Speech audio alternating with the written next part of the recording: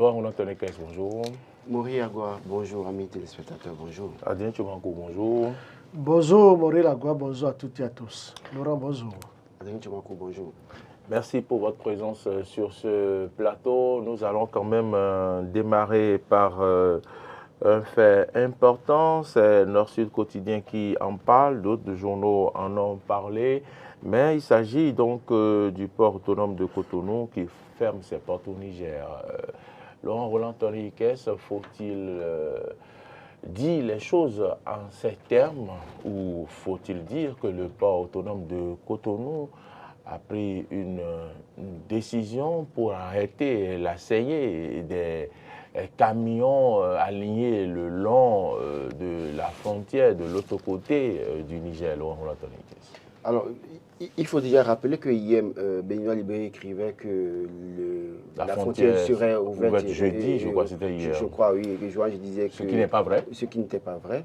Et donc, aujourd'hui, quel est le constat en fait? Le constat, c'est qu'au niveau de la frontière Bénin-Niger, il y a des camions qui sont stationnés jusque-là, qui n'ont pas réussi à aller au Niger. Et maintenant, au port, il y a des marchandises qui sont en instance là d'être enlevées vers le Niger. Et donc, il y a un problème de congestion au niveau du port autonome de Cotonou. Donc, il y a des conteneurs de marchandises. Puisque les marchandises ne bougent pas. Ne bougent pas. Parce qu'il faut que les transporteurs aient la certitude, et ou les opérateurs économiques aient la certitude que la frontière est ouverte pour pouvoir les chercher. Absolument. Parce que si vous cherchez, c'est que vous immobilisez le camion, donc vous devez payer le transporteur. Et déjà, il y a un problème de déjà sur le terrain parce que quand c'est au port, au moins c'est en sécurité.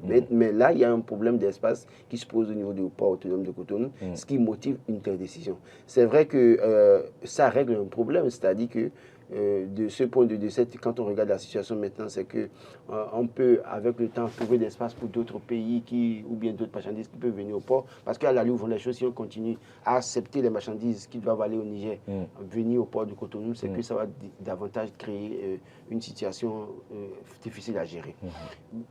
En l'état, c'est une bonne décision parce qu'il y a un problème à régler au port de Cotonou.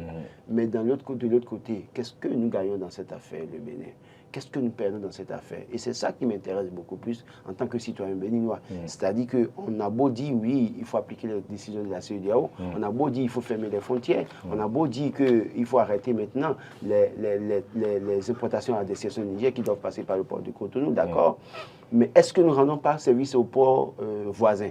Est-ce que nous n'avons pas des manques à gagner, beaucoup de manques à gagner dans la matière? Donc j'estime qu'aujourd'hui, c'est un problème très, très essentiel. Les autorités béninoises, pour moi, feraient mieux de retourner à la table de discussion avec la CEDEAO. Déjà que quand on dit que la CEDEAO avait prévu une intervention militaire au Niger, et que Bola Tinubu, qui est le président en exercice de la CEDEAO et qui est président de toute façon du Nigeria, était le porte-flambeau de cette lutte, de cette intervention prévue en cas d'échec des négociations, qui a capitulé. Osons dire les choses, il a capitulé. La Côte d'Ivoire aussi n'est plus sur la même,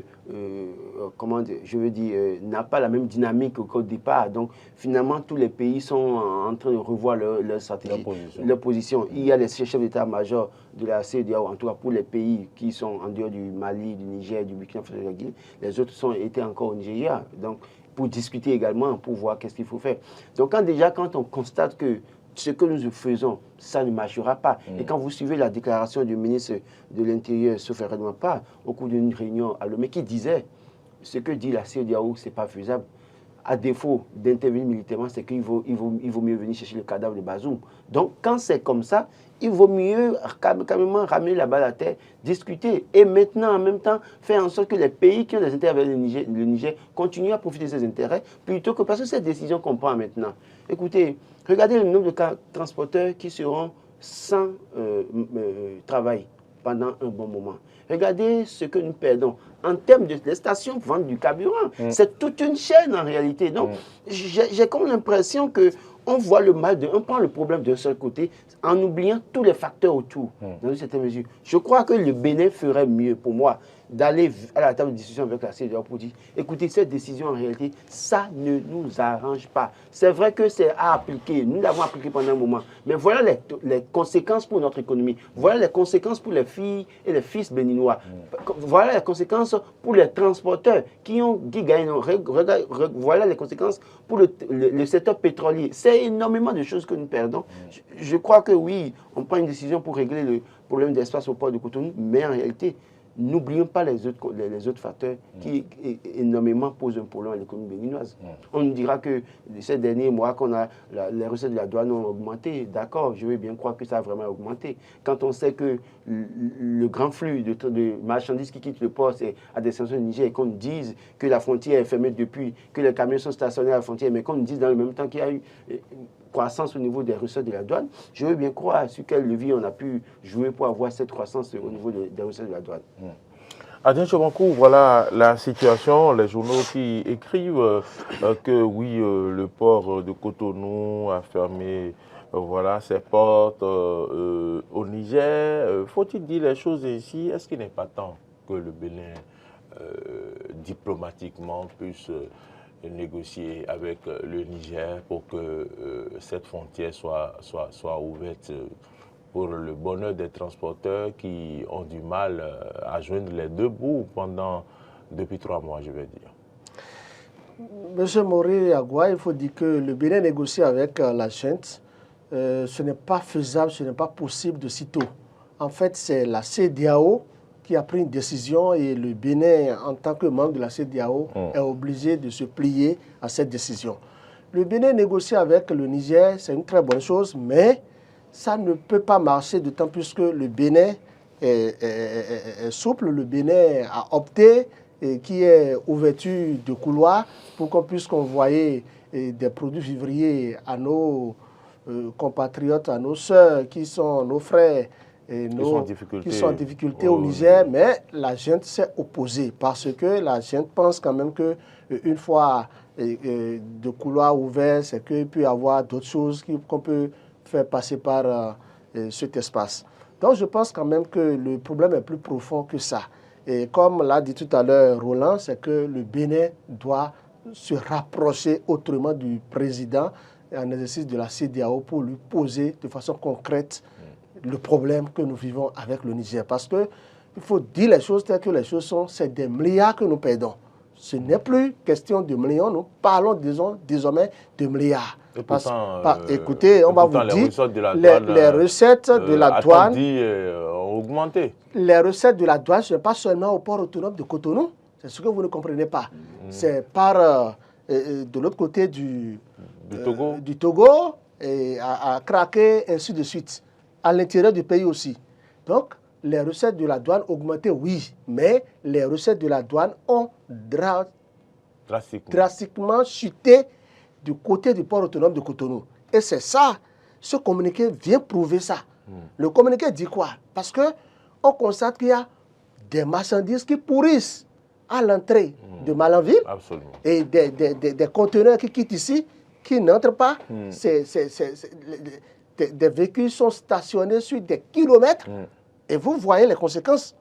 Au regard de tout cela, le premier responsable du port autonome de Cotonou a pris une décision que moi je qualifie salutaire. La décision dit quoi? Quand on dit qu'on ferme la porte, c'est l'interprétation de nous les journalistes. Est-ce qu'on devrait dire ça? On n'a pas dans le communiqué... C'est pas une manière écoutez, c'est une manière de montrer... C'est quoi négativiser? De montrer que ça ne va pas toujours entre le Bénin et le Niger. Voilà. Mais ce n'est pas que ça ne va pas. En réalité, ça va très bien, puisque nombreux sont ces Béninois qui sont au Niger, nombreux sont les populations du Niger qui sont au Bénin. Donc, le problème n'est pas à ce niveau.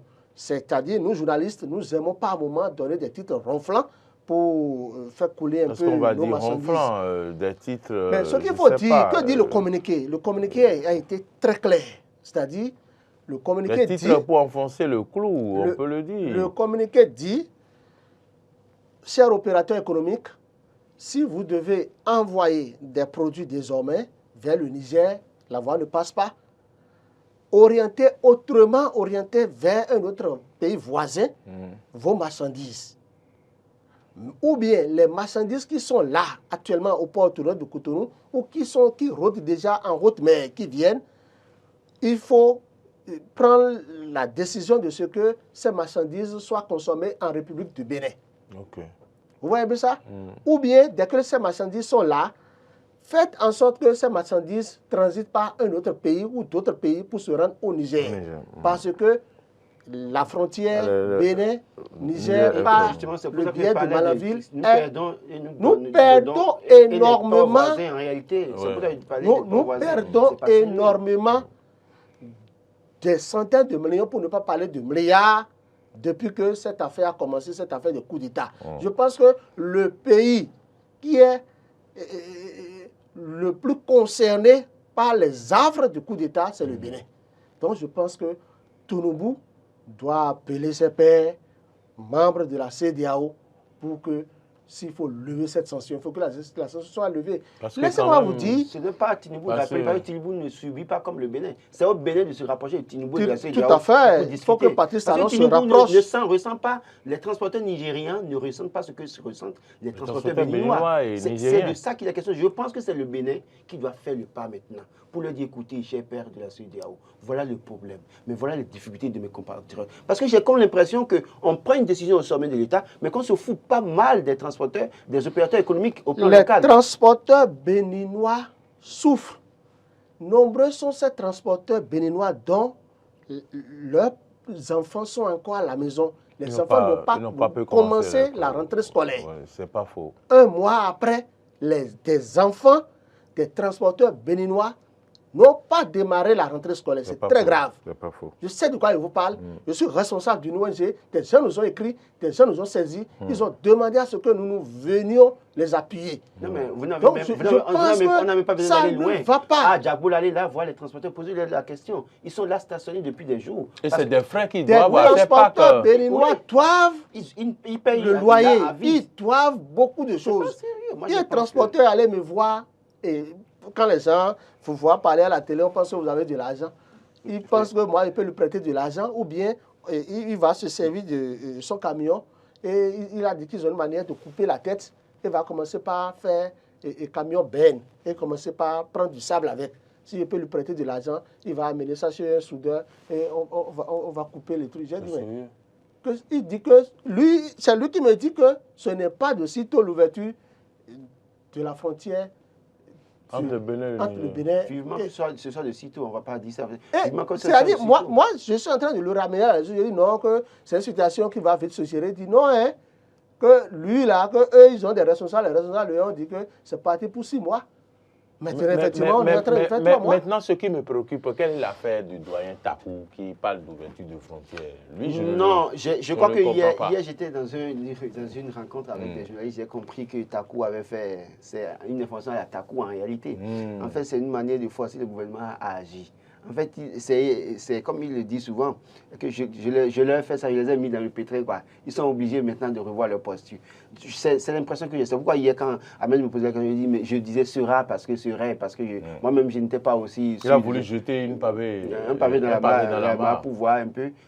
Mais je pense vivement qu'il faut que le gouvernement se penche sur cette situation et ouvre la frontière. J'ai comme l'impression qu'il y a d'autres intérêts derrière.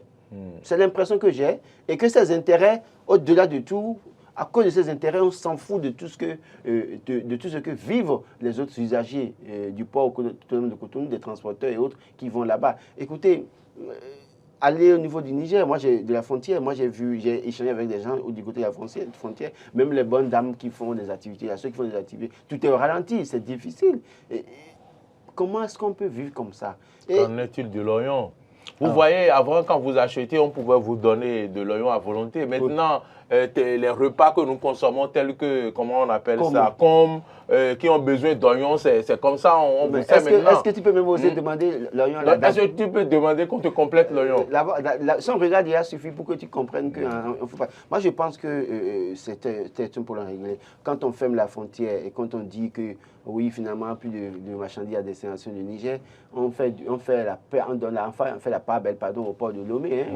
Je crois que Fort cela coule douce très, très tranquillement dans son coin là-bas. Absolument. Et puis, il va faciliter. Parce qu'il suffit seulement que Port dise, ok, Et c'est ça le véritable problème. Encore que attendez, de nombreux transitaires du Bénin étaient déjà déclarant douane. Voilà, déclarant douane, étaient allés chercher à mieux vivre. Vous savez ce que, à cette allure, si on ne fait pas très vite pour ouvrir la frontière, c'est que quand on va ouvrir la frontière, il y aura un manque énorme à gagner. Je m'explique. On donne l'occasion au port de Lomé de revoir ses tarifs. Dans une certaine mesure, pour que toute marchandise qui doit aller au Niger, dans une certaine mesure, si c'était à 100 000 francs, qu'on essaie de ramener peut-être ça à 70 000 ou à 80 000. Parce qu'eux, ils vont profiter de la situation. Et dès lors que vous allez finir par ouvrir les frontières, les gars vous diront qu'ils n'ont plus besoin de ça. La preuve, on a pu voir des marchandises quitter le port de Lomé pour aller au Niger. Et il y a un ministre qui a parlé pour dire que c'est même moins cher. Parce qu'il y a une négociation et donc ça revenait moins cher par rapport au Bénin. À cette allure, qu'est-ce que nous gagnons? Donc, moi, je dis, s'il y a des intérêts derrière, dites-nous qu'il y a des intérêts derrière et que c'est pour ça qu'on est en train de faire ça, plutôt que de faire souffrir toute une corporation. Ce n'est pas bien.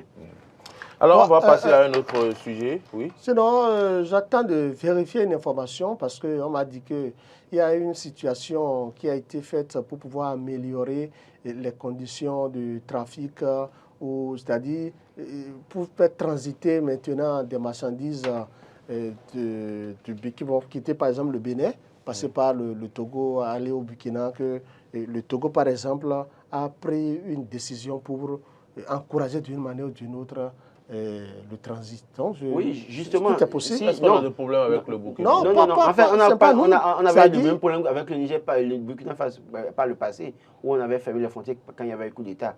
Mais c'est vrai qu'aujourd'hui, les transporteurs, les opérateurs communistes étaient parmi eux, finissent par comprendre. Dès qu'ils prennent le marchandise, ils passent par Lomé, ils sortent par le Burkina Faso pour aller. C'est beaucoup de frais. Mais ils peuvent passer par le nord Bénin aussi et déboucher au nord Togo. Le problème, c'est que si vous prenez ça ici et que ils savent que vous devez aller au Niger, parce que c'est une marchandise Niger, ils peuvent bloquer ça. Il y a des risques avec la lutte contre le djihadisme. Voilà, donc il y a ça qu'il faut régler. Mais je crois qu'aujourd'hui, maintenant, les opérateurs économiques, la plupart du temps déjà, ceux qui sont dans des difficultés ont commencé par commander par le port de Lomé. Et donc, à la lutte où font les choses, si on continue à faire le dur au Bénin, c'est qu'on risque de perdre pour toujours, surtout une longue durée. Parce que après, on va ouvrir, on finira par ouvrir, mais finalement, les gens auront déjà adopté le port de Lomé et ça continue. Ça va continuer. Je pense que Patrice Talon ferait mieux de se rapprocher très rapidement de Tinubu pour que ce problème soit résolu. Parce qu'il vaut mieux pas moi-même désobéir pour avoir ce qu'on souhaite pour le bonheur de son peuple. On va passer à la une du quotidien, les 4 vérités quand même qui parlent d'une situation assez grave. Je ne sais pas si vous êtes de mon avis. Les 4 vérités qui parlent de la mairie de Tukuntuna avec la secrétaire exécutive qui a démissionné, mais qui a fait des déclarations quand même assez graves. Non-acceptation de la gente féminine. Est-ce que c'est pour dire quand même qu'à Tukuntuna, la femme intellectuelle n'a pas de place et que la féodalité s'étend même dans l'administration et partout, alors qu'on parle déjà d'égalité des sexes et tout ça. Adèle Tchomako, quelle est votre position? Je pense que j'ai lu sur les réseaux sociaux où la SE de Tukuntuna disait qu'elle porterait plainte. Absolument. Oui, qu'elle va porter plainte, qu'elle est harcelée. Violation de l'intimité. Violation. Je pense que c'est des expressions extrêmement graves si les faits sont vraiment établis. Et elle est dans l'obligation, effectivement, de porter plainte et de poursuivre qui sont ceux qui sont dans ces machinations, dans ces actes extrêmement graves, audacieux. Donc je pense quand même que il y a des ONG qui n'entendent pas ce genre de trucs, ils vont l'accompagner. Absolument. Les gens vont l'accompagner, on va interpeller, même si c'est la première autorité de cette mairie qui est impliquée dedans, on va la traduire en justice. C'est grave. Mais pourquoi parlons-nous de la promotion de la gente féminine? Voici une dame qui a étudié, qui a fait des études universitaires, et pas des moindres. Écoutez, elle est sortie peut-être majeure de sa promotion. Nous avons suivi comment le concours a été organisé dans une transparence totale.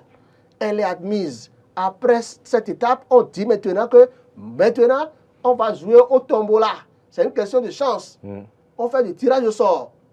Elle a été retenue. Et elle malgré qu'on nous parle de l'insécurité par endroit au nord du Bénin, elle a accepté d'aller servir Tukuntuna. Maintenant, on ne va pas la laisser, peut-être à cause de quoi? On nous parle de cesse. Pourquoi vous le parlez cesse que vous pouvez trouver à tout moment. Pourquoi vous parlez comme Papa Kwetikbara? Non, c'est-à-dire, c'est inadmissible. Regardez comment étudier est parfois difficile dans des conditions que je suis en train de décrire. Tu as tout à ta disposition, c'est déjà difficile d'étudier. Et tu n'as pas le minimum. Elle a franchi toutes ces étapes. Maintenant, elle est devenue cadre. On parle elle est cadre de la République. Même guidon, si vous voulez. Est-ce que vous ne pensez même pas que... Bon, c'est lui, hein.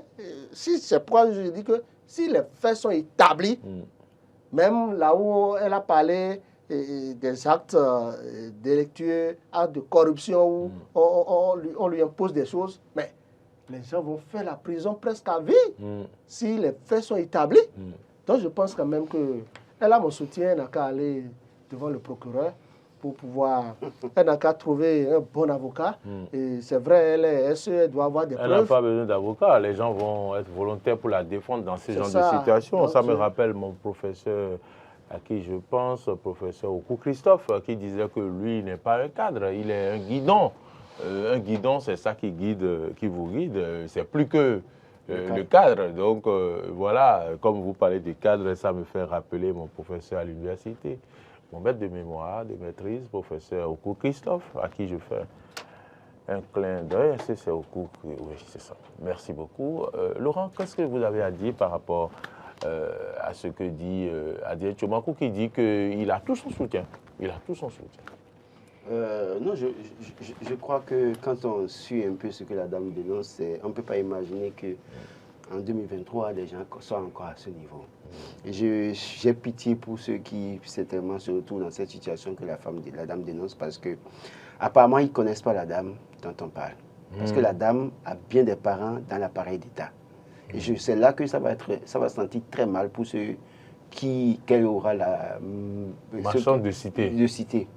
Parce que elle a eu, c'est vrai qu'on a joué à une tombola pour qu'elle, puisqu'on a un tirage, c'est un tirage qu'il a mis là-bas, c'est pas affinité, mais il se fait qu'elle est proche, elle a un parent proche dans l'appareil d'État, dans l'une des grandes formations politiques du Bénin. Et donc quand on suit ça et quand on connaît quelqu'un comme ça, on fait attention avec. Et je veux bien imaginer ce que ces personnes à Tokontuna qui ont osé poser de tels actes, ceux qui vont subir, parce que je suis sûr que... Les femmes qui manquent à Tokontuna, je suis sûr que... Même ils ont voulu jeter leur dévolu sur elle. Voilà, je suis sûr que même le chef d'État va frapper fort dans cette affaire. Et ce qu'on dit aujourd'hui, c'est que les gens n'arrivent pas à maîtriser le libido, les gens n'arrivent pas à faire preuve d'éthique dans une certaine mesure, parce qu'on parle de harcèlement, on parle d'une certaine mesure, on parle de mauvaise gestion, on parle de corruption, tout ça là. C'est que, on l'a toujours dit, cette réforme, c'est une réforme qui n'arrange pas trop les autorités communales élues et qui considèrent, qui prennent les secrétaires exécutifs comme leurs adversaires politiques dans une certaine mesure. Et c'est pour ça justement que avec la réforme, je suis d'accord que ceux qui ont été désignés ne sont pas des communautés. Pour qu'on ne dise pas que c'est parce qu'ils veulent, parce que les seront candidats après pour devenir maire ou pas. Mais quand c'est comme ça et que c'est l'autorité, c'est une réforme qui amène la personne, vous devez faire très attention. Et si les gens, en fait le maire, les autorités communales de Tokontuna étaient assez intelligents, parce que quand on voit, on se rappelle du jour où le chef d'État a expliqué la réforme au maire. Et quand on a vu la réaction, avec quelle réaction, il a répondu à certaines préoccupations de certains maires. En réalité, il n'était pas d'accord. Il n'était pas d'accord. Oui. Je crois que dans cette situation, on fait très attention. Vivement que la dame, dès que la dame va saisir les juridictions compétentes, vivement que la vérité soit connue de tous, qu'on voit clair dans ce dossier. Mais j'ai vraiment pitié ou mal pour ces personnes qui se sont retrouvées dans le champ de la dame. On ira un peu sur des faits de société maintenant. Je ne sais pas, Matin Libre, je n'ai pas lu ce titre-là, mais Adrien Tchomakou a réussi à lire le titre « Commune de Malanville, film du vol des pavés de la mairie ». Est-ce que je me trompe? À la une de Matin Libre. Adrien Tchomakou, c'est où? C'est en haut complètement. Oui, en haut complètement, d'accord. Commune de Malanville, film du vol des pavés de la mairie. Est-ce que vous avez plus d'informations qui sont ceux qui volent les pavés. Bon, quel que soit ceux, si c'est les populations, quel que soit ceux qui volent, c'est quand même honteux. Ce qui m'intéresse dans ce titre, c'est, on dit, moi je ne comprends pas, les pavés, ce qu'on doit utiliser pour que toute la population puisse en bénéficier. C'est quelqu'un qui ira voler ça pour aller en bénir sa maison, sa cour. Je n'arrive toujours pas à comprendre. C'est ça qui m'étonne, quoi. On dit vol de pavés. C'est que ça veut dire que les gens sont capables de voler leur propre enfant. C'est ce que ça veut dire. On dit ce qui appartient à tout le monde. Qu'on veut utiliser pour que tout le monde, pour développer la communauté. Et vous volez. Et vous volez ça. Mais écoutez, c'est un crime qu'on ne doit jamais pardonner. Je voudrais juste attirer l'attention du procureur de Candy sur ça. Parce qu'il faut que... C'est lui qui gère Malanville. Ouais, c'est lui qui gère Malanville. Il faut que ces auteurs, ces présumés auteurs... en possession de ce film. ...soient très bien poursuivis. C'est très grave, c'est extrêmement grave. Moi, je crois que c'est manquer d'intelligence que d'aller voler les pavés. Pourquoi c'est manquer d'intelligence? Les pavés, c'est reconnaissable facilement. Quand vous volez, c'est reconnaissable. Non, c'est pas ça. Attendez. Il y a des sociétés qui fabriquent les pavés. Tout le monde peut y aller s'en procurer. Oui, non, le problème, c'est que ce que je dis, c'est-à-dire qu'il y a des modèles types. D'accord? Et quand surtout c'est pour faire les voies, quand on fait ça, et que si c'est pour les trottoirs, on peut comprendre qu'il y a des pavés ordinaires qu'on connaît, mais il y a des pavés, si c'est pour les voies véritablement, quand vous volez, c'est manquer d'intelligence que d'aller voler quelque chose qui est connu. Parce que dès lors que les gens sont en chantier dans la localité, ils font ces pavés-là. On retrouve des pavés dans votre maison. On retrouve ces pavés chez vous quand même. On peut vous dire clairement. De justifier là où vous avez eu ça. Absolument. Parce que vous devez pouvoir justifier là où vous avez acheté ça. Absolument. Et que vous avez fait ça. Donc, je pense que c'est manquer d'intelligence. On peut tout voler, mais pas voler des pavés à la limite. C'est-à-dire que c'est manquer d'intelligence. Et je crois qu'il faut vraiment sanctionner. Non, il faut sanctionner. Il faut les sanctionner. Et d'ailleurs, même si quelqu'un volait 2 pavés, on lui a dit de faire 1000 pavés pour l'État. Ah oui? Oui. Ah ben... On n'a pas besoin de les mettre en prison. Parce que si on les met en prison, ça ne va pas résoudre le problème. Quelqu'un qui a volé 2 pavés là, on le condamne à faire 1000 pavés pour aménager une autre voie. Absolument. Une autre information, les tricycles, c'est Info Matin qui en parle. Ces motos, je ne comprends pas. Ça dit que ceux qui roulent les motos, ce sont eux qui boivent quelque chose ou bien c'est la moto qui file comme ça. Ça dit une moto qui ne va pas doucement et qui tout le temps fait du bruit, qui file et quand ça arrive là, ça dit quand vous entendez son bruit, votre cœur a envie de sauter. C'est quoi le problème des motocyclistes, des tricycles là? C'est quoi leur problème? C'est les conducteurs le problème ou bien c'est la moto le problème? Les tricycles avaient par le passé des grands-parents. Leurs grands-parents par le passé étaient les émigrants qui faisaient feu de tout bas dans la circulation. Les émigrants ont engendré les conducteurs de minibus Topa Topa avec ce qu'on voit dans la circulation. Et les minibus Topa Topa ont engendré les tricycles aujourd'hui. C'est une chaîne, c'est des gens qui ont les mêmes comportements dans la circulation. Les émigrants, par moment maintenant, avec les sensibilisations, il y a de moins en moins de cas de mauvaise conduite dans la circulation de la part des émigrants. De moins en moins. Mais aujourd'hui, au moins, on voit les conducteurs de Topa Topa, les minibus, et on voit maintenant les tricycles. C'est-à-dire que, comme vous l'avez dit, c'est un peu comme s'ils ils se droguent avant de conduire. Je ne comprends pas. Et ils n'ont dégâts pour personne dans la circulation. Pour personne. Si vous ne faites pas attention, ils vont venir vous faire tomber ou gratter votre véhicule. Ils se foutent pas mal de ça. Ils vont vous insulter proprement et partir encore. J'ai vu un émigrant debout et puis il y avait sa moto. C'est beau qu'on entend seulement. C'est le tricycle qui est allé le côté qui déborde la coille des émigrants. Bon, il dit mais c'est quoi? Il y a un qui a forcé la dernière fois, qui a cogné une voiture au niveau du carrefour conduit la dernière fois. Et c'est lui qui a mal conduit. Le monsieur circulait, non, mais il forçait. Parce que dans la circulation, surtout aussi, c'est les gens qui forcent la circulation. Ils veulent passer à tout le monde. Non, c'est une indiscipline. C'est une indiscipline. Et je crois que quand on exige que... Et les casiers de biens, n'en parlons pas, ils en renversent sur les voies parce qu'ils ne veulent pas faire doucement. Oui, et moi je crois que quand on dit que les motocyclistes doivent avoir le permis de conduire, c'est très important.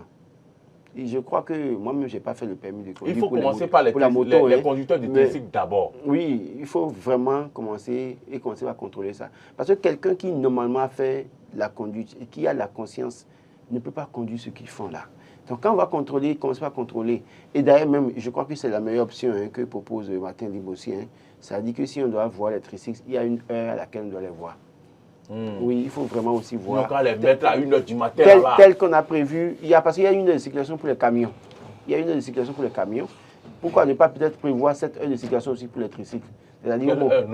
Non, je crois que c'est très important. Les tricycles, là, ils ne vont pas mettre à 1h du matin, 1h à 3h du matin. S'ils veulent faire la pagaille, là, ils n'ont qu'à faire ça à l'heure. Vous n'avez pas demandé à quelqu'un qui fait déménagement avec tricycle de on s'en fout. Bon, ils n'ont pas de désordre qu'ils créent dans la circulation. Sachant que les Béninois aussi ne déménagent jamais en journée. Bon, certains de plus en plus, mais bon. Non, les gens ne déménagent pas en journée parce qu'on ne veut pas faire voir les matelas usés, les fauteuils usés. Donc, la plupart du temps, vous avez vu, j'avais vu, c'est rare de voir des gens faire déménagement dans la journée. C'est rare de faire déménagement. Oui, Mauril, il faut dire que j'ai suivi 3 ou 4 fois un célèbre procureur de la République qui aujourd'hui est à la présidence de la République. Je vais parler du juge Dassi qui était resté à Boumé-Calavi. C'est lui qui a discipliné les Gaïman, les Zéwé, à Calavi ici. Écoutez, il avait instruit en ce moment le commissaire Atou, puis à son âme, qui est passé de viande. Samuel. Oui, Samuel. Oui. Et la police avait commencé par interpeller les jeunes qui font de Zéwé. Il y avait une moto qu'on appelle moto Daeng, la moto continue de circuler. Oui. Et ils font du Zéwé, ils font les trucs, ils dansent, ils disent, mais ça, c'est quoi ça? Si tu es dans ton véhicule ou à moto, c'est que toi, tu te plains pour eux. C'est toi qui as peur pour eux. Tu as peur pour eux. Mais il aurait fallu qu'on commence par les interpeller, on les amène au tribunal. Le procureur Dassi, j'ai suivi 2 à 3 fois comme ça, 4 fois même. Il leur demande leur permis de conduire. 6 heures de permis pour véhicule. Parce que si tu as permis pour véhicule, c'est que tu peux bien conduire la moto. On dit non. Il les met sous mandat de dépôt. Il a fait ça pendant un temps. Vous devez constater qu'il n'y avait plus de Zéwé. Et je pense qu'il faut que nos procureurs reprennent avec ça. En ce qui concerne les tricycles. En ce qui concerne les tricycles. Parce que les tricycles, écoutez, aller en Côte d'Ivoire tout près, pour conduire moto, tu dois avoir le permis. En Côte d'Ivoire, combien de Béninois qui conduisent moto ont permis au Bénin? Ça ne va pas nous arranger parce qu'on va vous exiger vous aussi votre permis, vous n'en avez pas. Moi j'ai le permis de mon véhicule. Moto. Non, moto. Écoute, permis de moto, quand tu as permis de véhicule, ça dépasse déjà permis de moto. Ça veut dire que tu as une responsabilité sociale. Vous comprenez ce que je dis? Le permis, écoutez, c'est catégorie par catégorie. Parce que vous avez permis de voiture, il faut exiger permis de moto aux autres. Il faut exiger. Et vous qui avez pour voiture, vous devez avoir pour moto aussi, non? Non, quelqu'un qui a pour... Écoute ce que je dis, c'est le même code. Quelqu'un qui a permis de véhicule n'a plus besoin de permis de moto. C'est qu'il y a cette responsabilité qui... Le code ne change pas. D'accord, très bien. Donc, soit tu as permis de véhicule, bien tu as permis de moto pour mieux conduire ta moto. Okay. Je salue ces décisions de Dassi en ce moment. On va exiger permis de moto. Vous dites? À vous, on va exiger permis de moto. Voilà. On sait comment vous aussi vous conduisez. Moi, je ne file plus. Hein. Mais vous filez. C'était avant, mais j'ai compris la vie autrement. Écoutez, il nous faut ces genres de décisions du tribunal pour discipliner les gens. Quand on va commencer par interpeller, c'est-à-dire, ce n'est pas pour beaucoup, hein. On les met en prison pour 2 semaines. C'est juste pour les sensibiliser. Okay. Pour leur dire, vous devez rester en vie contre vos grés. C'est ça. Donc je pense quand même qu'il faut que des sanctions commencent. Il faut que le parquet nous aide à avoir en vie les Zéwé, à avoir en vie les conducteurs de tricycle. Merci, merci Adrien Tchoumakou. Laurent Roland, merci.